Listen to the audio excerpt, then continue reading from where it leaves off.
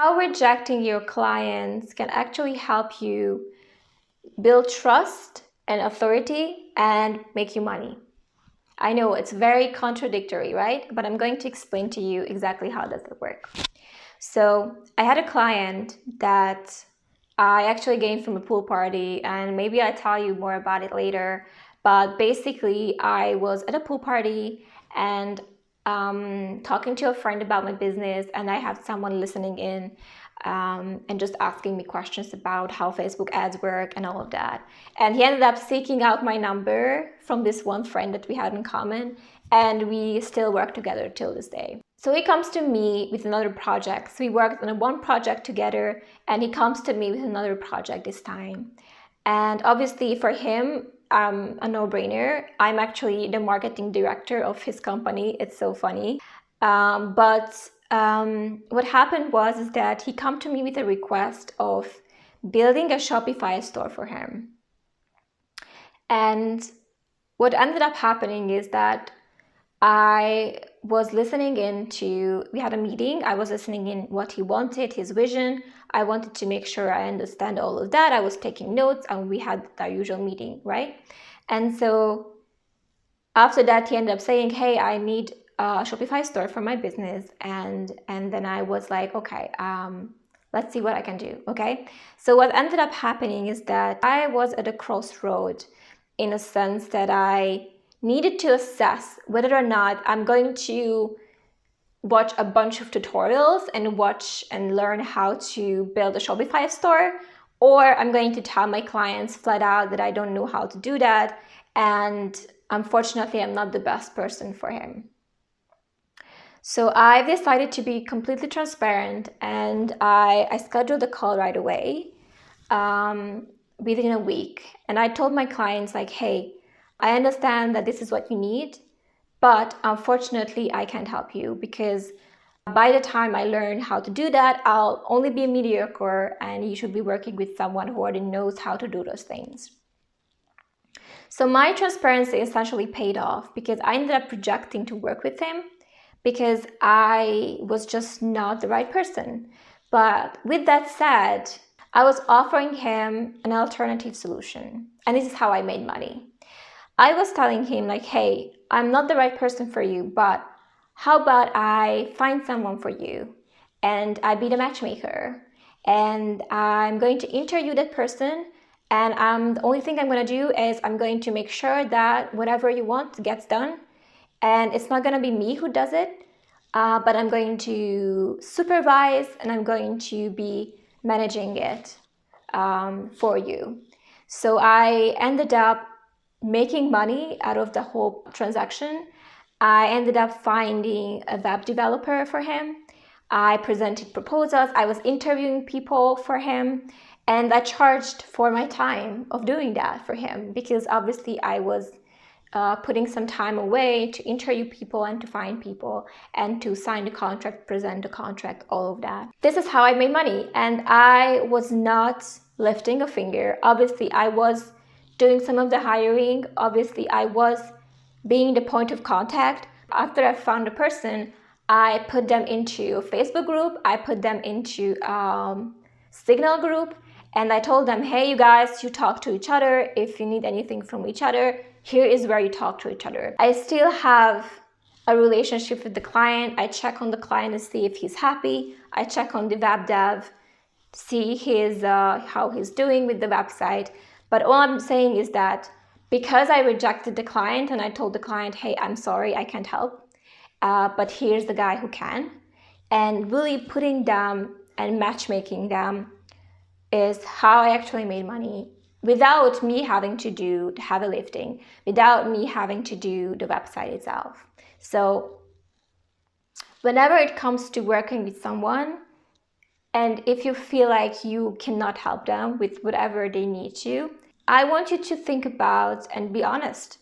Be honest that you can't help, and that's okay. Be honest and maybe direct them to someone who actually can.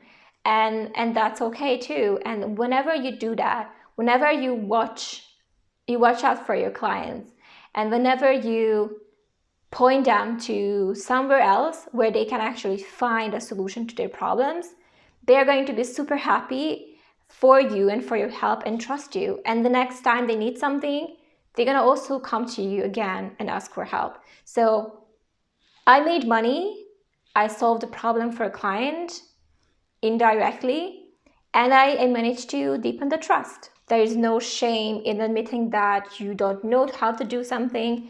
As long as you find someone who can, that's a good way to go about it. What I don't like to do, and I'm going to give you just very quickly this one thing, and I'm going to let you go, is the following. As I was interviewing website designers, I was very quickly able to detect the people who have no idea what they're doing and the people who actually worked and done a website like this.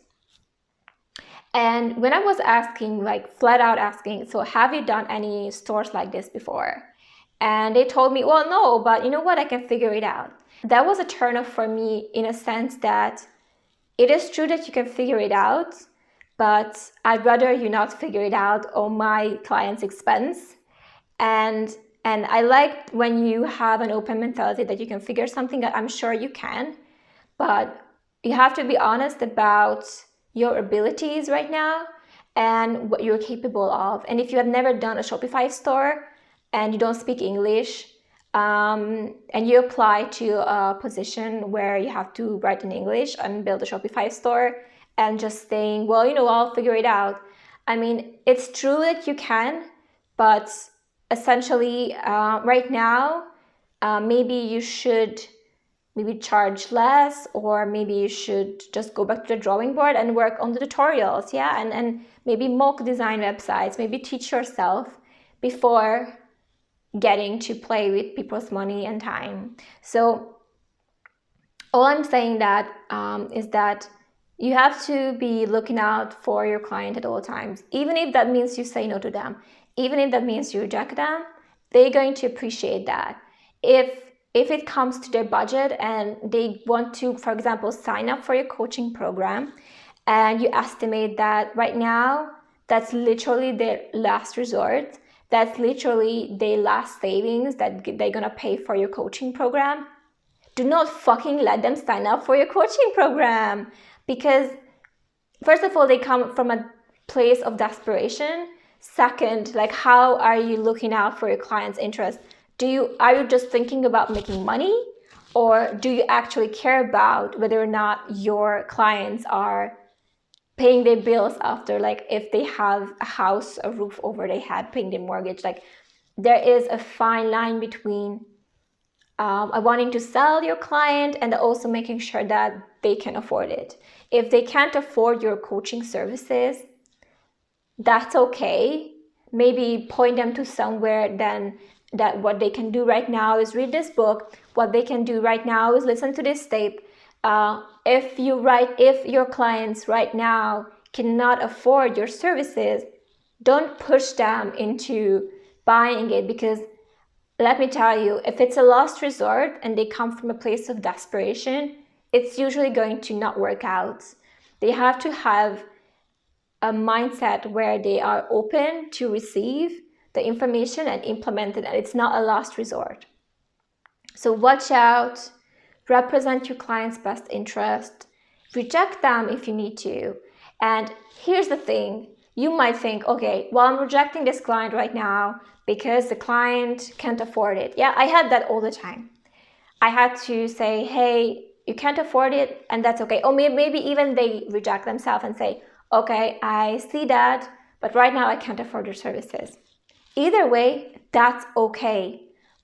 You can either offer them a solution, an alternative solution, or just let them know, okay, whenever you can, let me know. And here's the kicker. Because you nurture that relationship, because you watch out for your clients, whenever they make that kind of money, they're going to come to you immediately. You are going to be the first person, you're going to be the first person they're going to come to work with. Why? Is because they want to prove to you that right now they work so hard to make it so they can work with you. And whenever they make that money, it's a no-brainer. It's like for my clients as well. I had clients who were not ready at the time, but it doesn't mean they won't be. It doesn't mean they won't convert later. Don't push them into something they're not supposed to do. If you can't help them, be honest and tell them you can't help them and point them to somewhere where they can actually be helped. Okay, these are my tips for today. I really hope that you walked away learning something new and you're gonna treat your clients as they deserve to be treated. Okay, good luck.